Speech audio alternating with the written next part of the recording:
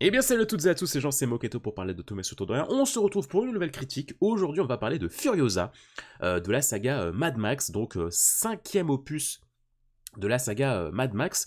Et alors avant de rentrer dans le vif du sujet, j'avais envie de vous partager un petit peu d'abord mon rapport par rapport, c'est pas beau comme phrase, à la saga Mad Max, à la licence Mad Max en tant que telle. Et alors je dois dire que je ne suis pas la cible de ce genre de film, hein, je pense. Je me suis enchaîné les 4 premiers films avant la sortie de Furiosa au cinéma, parce que c'est des films que j'avais jamais vus. Et voilà, c'est des films de véhicules, de course-poursuite de voitures. Et c'est vrai que, bah, force est de constater que c'est un style cinématographique qui me laisse assez de marbre parce que, au cas où vous ne le sauriez pas, je suis quelqu'un qui possède un attrait assez conséquent au scénario. Et c'est vrai que c'est pas le genre de film dans lequel le scénario va avoir une place très conséquente. Je suis obligé d'admettre, je suis bien obligé d'admettre que artistiquement, c'est très inspirant. Mad Max, cette saga a quand même su créer une véritable mythologie, que ce soit sur le design des véhicules, sur la manière de filmer des courses-poursuites, de filmer un nouveau style de post-apo. Je suis bien obligé d'admettre que il y a de vraies idées artistiques, notamment avec Fury Road.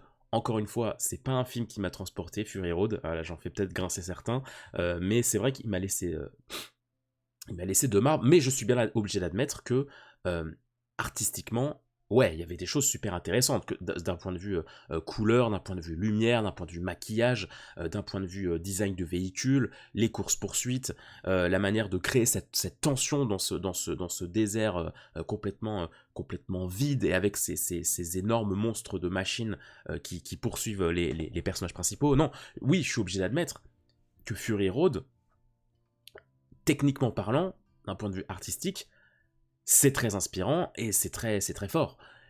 Mais au niveau du scénario, bah, j'avoue ne pas avoir été très transporté, parce que bah, c'est une ligne droite. Alors oui, je sais, il y en a plein qui vont dire: ah, mais tu comprends pas, il y a des symboliques et tout, nanani, nanana, ça raconte plein de choses.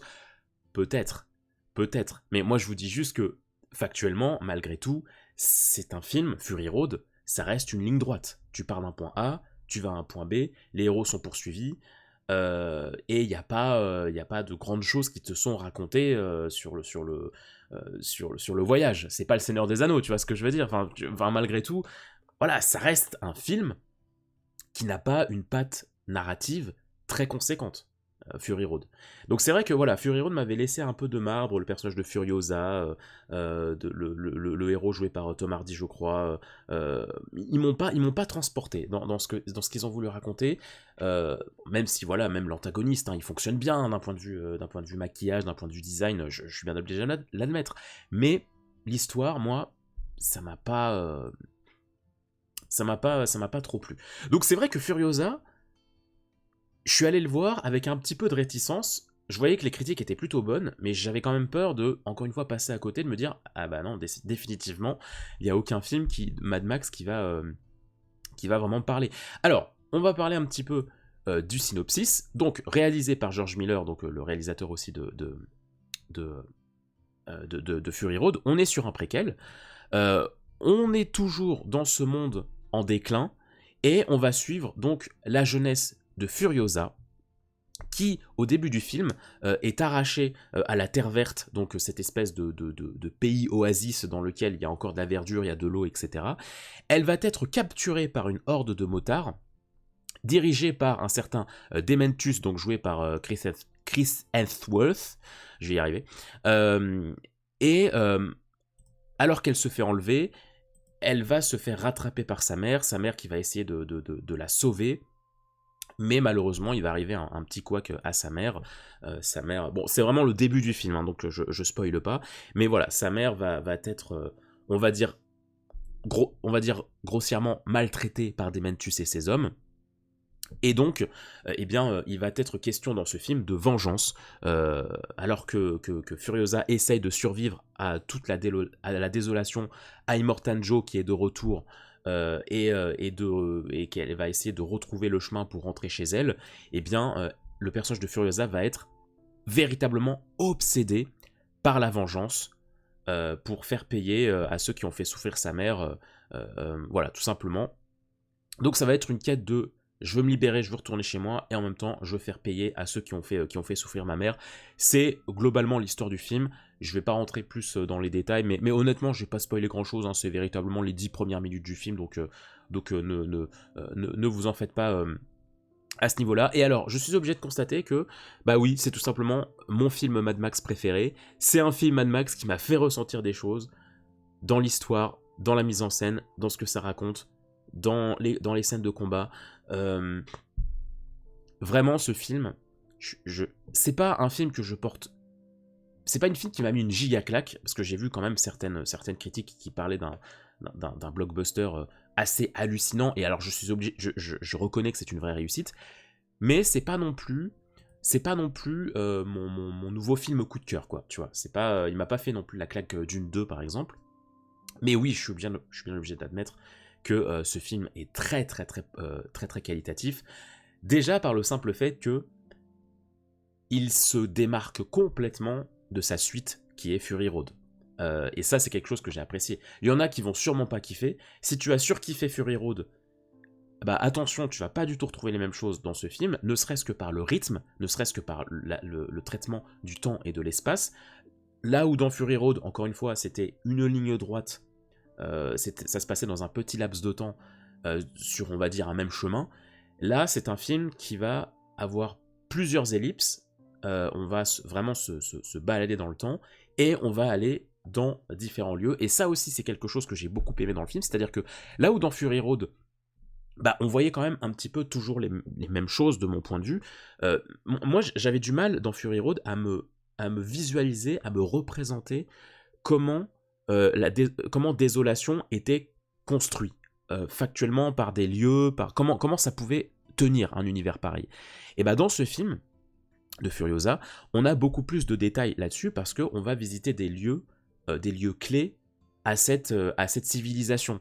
Une ville qui va être uniquement ressource de pétrole, une ville qui va être ressource d'armes, etc., etc. Tu as vraiment c'est un vrai voyage en fait. Là où dans Fury Road, c'est une course un point A, un point B, là tu vas vraiment voyager dans différents lieux, et ça déjà aussi, ça m'a beaucoup plu parce que j'ai eu une véritable impression d'épopée, une véritable impression de voyage, que je n'avais pas du tout dans Fury Road, dans sa suite. Donc là pour le coup, ça m'a bien plu. J'ai trouvé le personnage de Furiosa jeune, donc joué par Anya Taylor-Joy, très intéressante. Je l'ai pas vue dans énormément d'œuvres, donc moi j'ai pas été saoulé par son jeu. Moi je l'ai trouvé assez fantastique. J'ai trouvé qu'elle dégageait un charisme assez exceptionnel. Alors je dis, j'ai pas vu beaucoup de films d'elle. Peut-être que ceux qui ont vu beaucoup plus de sa filmographie vont pas être plus touchés que ça par son côté badass, parce que j'ai cru comprendre qu'elle jouait beaucoup des rôles comme ça. Donc peut-être que ça va vous sembler lambda pour ceux qui ont beaucoup vu l'actrice dans différents films ou séries. Moi, je l'ai pas vu tant que ça. Je l'ai vu dans Last Night in Soho, elle est un tout petit peu dans Dune. Je l'ai vu dans quoi d'autre? J'ai vu autre part, mais je me souviens plus où. Mais en tout cas, voilà, je suis pas très habitué à cette actrice, donc c'est vrai que dans ce film, elle m'en a mis plein les yeux, parce que, bordel, le charisme qu'elle dégage, c'est assez impressionnant. Elle m'a fait plus d'effet que elle âgée dans sa suite, alors qu'elle est beaucoup plus jeune, etc., quoi. Donc c'est assez, c'est assez fort. Mais de toute façon, le duo Anya Taylor-Joy et Chris Hemsworth fonctionne extrêmement bien. J'y reviendrai plus tard dans la partie scénario, mais ouais, non, vraiment, Anya Taylor-Joy, personnellement, elle m'a assez bluffé. Elle a très peu de dialogue, je vous dis pas, j'en dis pas plus, mais elle parle vraiment pas beaucoup. Et ça, pareillement, je trouve ça très intéressant de réussir à construire un tel personnage, un tel mythe, de créer une telle atmosphère avec un personnage qui est autant muet. J'ai trouvé ça très intéressant. Ce que j'ai trouvé aussi très intéressant dans le personnage joué par Anya Taylor-Joy, enfin non, par Furiosa, c'est que euh, on démarre l'histoire, elle est enfant, et on va la suivre dans sa jeunesse.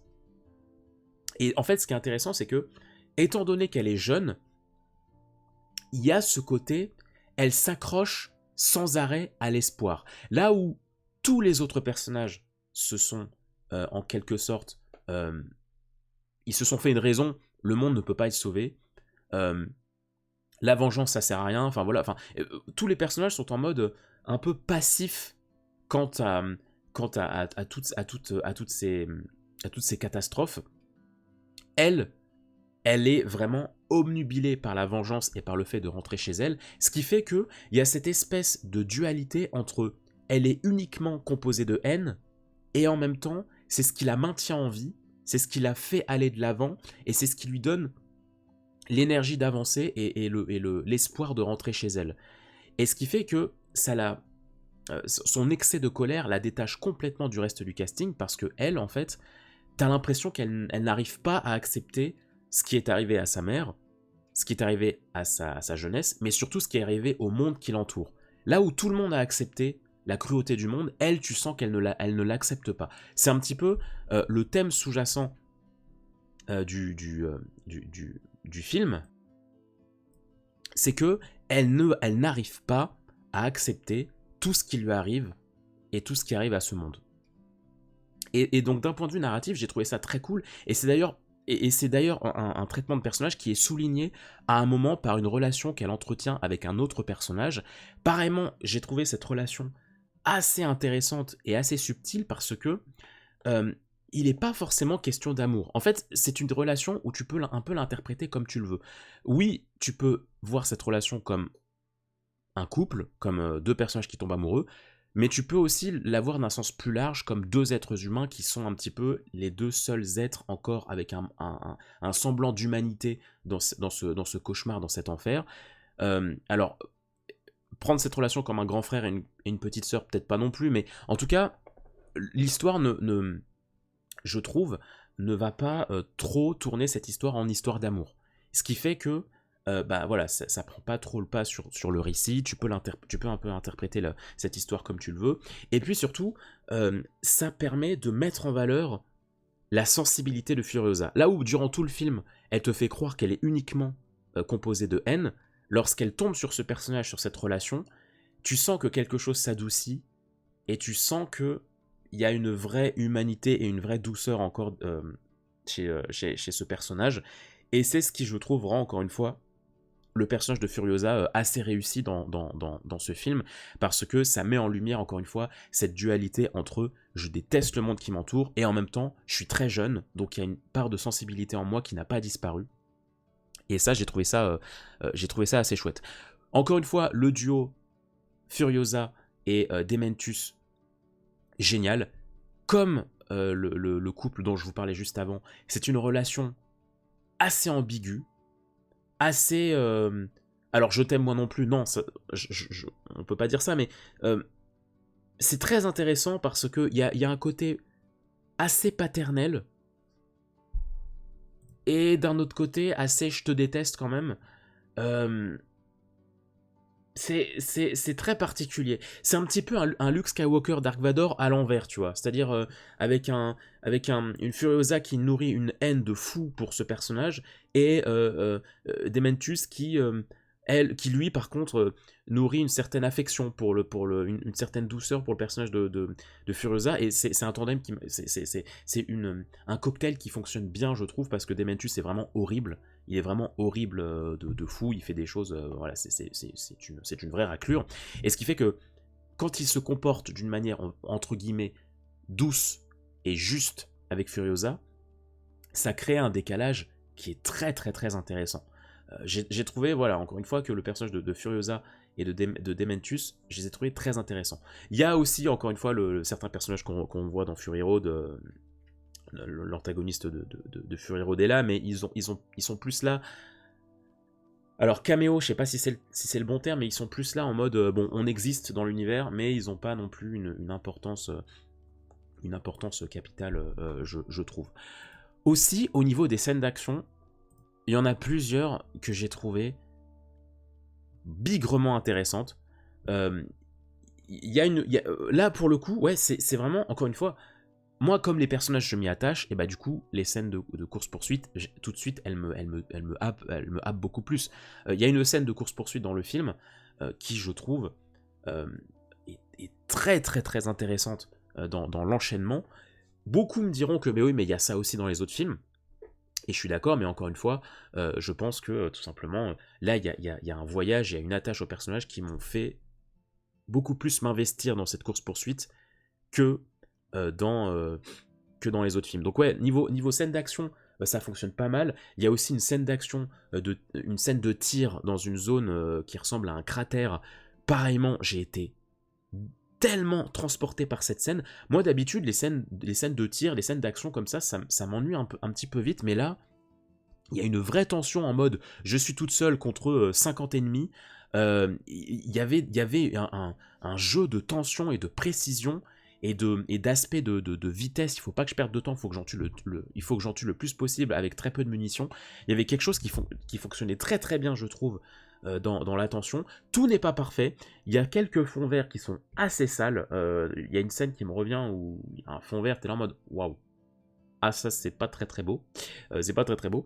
Mais sinon, à côté de ça, il y a beaucoup il y a beaucoup de mise en scène qui fonctionnent. Je pense aussi notamment à un moment où tu vois Dementus et sa bande, donc qui sont que des motards. À un moment, tu les vois se déplacer euh, autour d'un énorme rocher.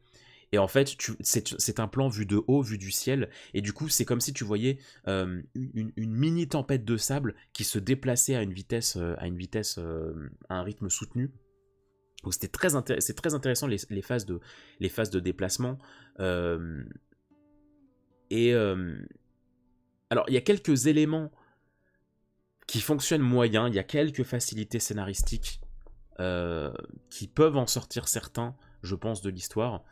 Notamment sur le bras mécanique de Furiosa par exemple, j'en dirai pas plus.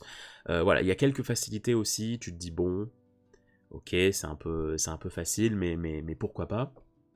Et alors, dernier point que je voulais aussi souligner avec ce film, c'est que le climax ne va pas parler à tout le monde. Parce que quand tu es dans un film de vengeance et que tu as un climax comme celui que propose ce film, tu peux être surpris. Hein. Moi, j'étais en mode, mais quoi? Là où tu t'attends à une véritable bataille, parce qu'il est question de ça aussi tout le long du film, d'une guerre entre deux clans, euh, tu te dis, bon bah, au moment de la bataille, quand tu vois ce qu'ils en font de la bataille, tu te dis, quoi? Quand tu sais qu'il est question de vengeance entre Furiosa et Dementus, et qu'une fois qu'ils sont confrontés l'un à l'autre, t'es là en mode, quoi?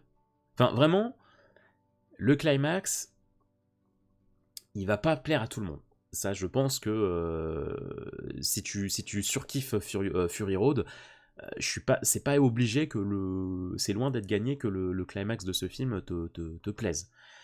Moi, je l'ai bien aimé parce que ça prend à contre-pied et surtout ça ne s'éparpille pas. C'est-à-dire que au final, j'étais en mode, mais est-ce qu'une scène de bataille m'aurait raconté beaucoup de choses? Est-ce que je n'aurais pas perdu de la saveur de l'histoire si on m'avait mis une bataille de 30 minutes?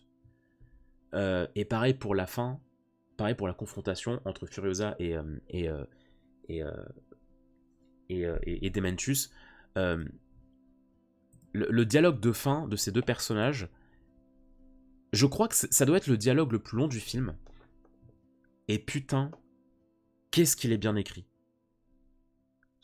Le dialogue de fin résume vraiment tout le film et toute la mythologie Mad Max, et surtout toute la dualité et le paradoxe que peut ressentir Furiosa envers ses ennemis et envers le monde en règle générale. Véritablement, le dialogue de fin, je l'ai trouvé d'une justesse d'écriture fantastique, mais alors fantastique, qui te fait vraiment voir qui te fait voir cette saga, cette aventure sous un autre angle.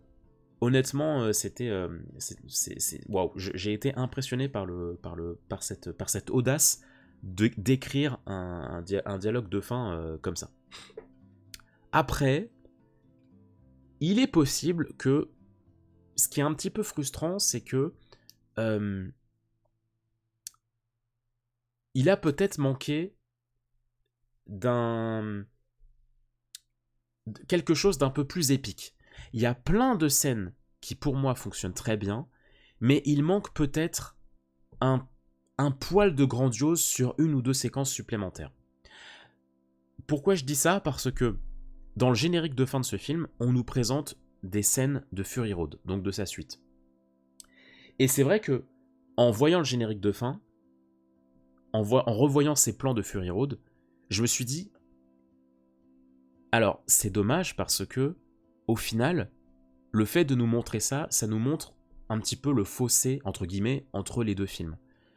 Même si, bon, pas une catastrophe non plus, je suis pas en train de dire que Furiosa, je me suis ennuyé et qu'il n'y avait pas d'action. Il y a quand même beaucoup de séquences qui fonctionnent, mais c'est vrai que Fury Road avait peut-être aussi un côté grandiose supplémentaire que propose peut-être plus timidement Furiosa. Et moi, à mon sens, c'est un petit peu une boulette.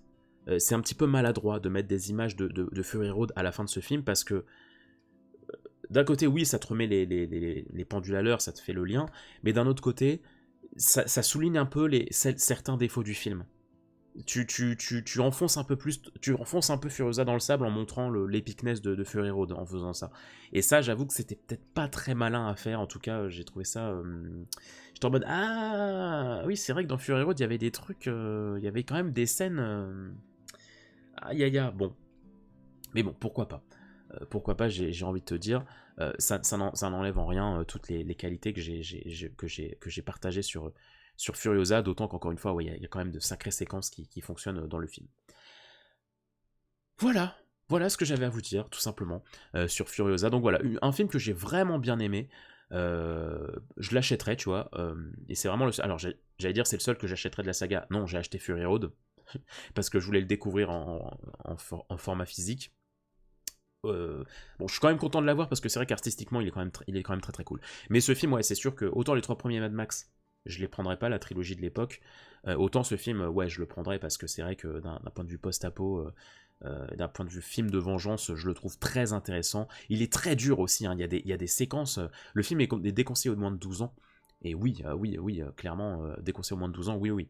C'est pas la planète des singes, hein. Il y a des trucs. Il y a des trucs un peu durs, hein, dans le film, j'en ai pas parlé, mais c'est vrai qu'il y a des plans, il y a des trucs.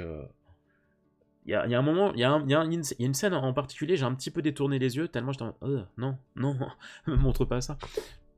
J'ai pas envie de voir ça. Enfin bref, voilà ce que j'avais à vous dire. J'espère que cette critique vous aura plu. N'hésitez pas à mettre un petit pouce en l'air et un commentaire si cette vidéo vous a plu, et à aller visiter les différents contenus de la chaîne de la Moquette TV. Prenez soin de vous, et on se dit à très vite pour de prochaines vidéos sur la Moquette TV. Prenez soin de vous et des autres, les gens. Bye bye.